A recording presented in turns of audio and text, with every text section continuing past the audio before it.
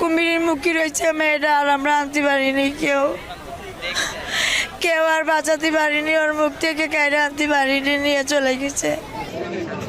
সোমবার রাত 8:30টার দিকে খানজাহান আলী রহমতুল্লাহ আলাহির মাজারের দিঘির পূর্ব পাশের ঘাটে গোসল করতে নামে 7 বছরের শিশু ফাতেমা।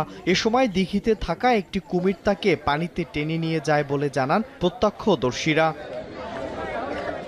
পরে কয়েকটি নৌকা নিয়ে শুরু হয় উদ্ধার অভিযান। প্রত্যক্ষদর্শীরা জানান প্রচণ্ড গরমের কারণে গোসল করতে নেমেছিল ফাতেমা। হঠাৎ কুমিরের আক্রমণে এসে পানিতে তলিয়ে গেলে তার চিৎকার শুনে স্থানীয়রা দ্রুত উদ্ধার তৎপরতা শুরু করেন।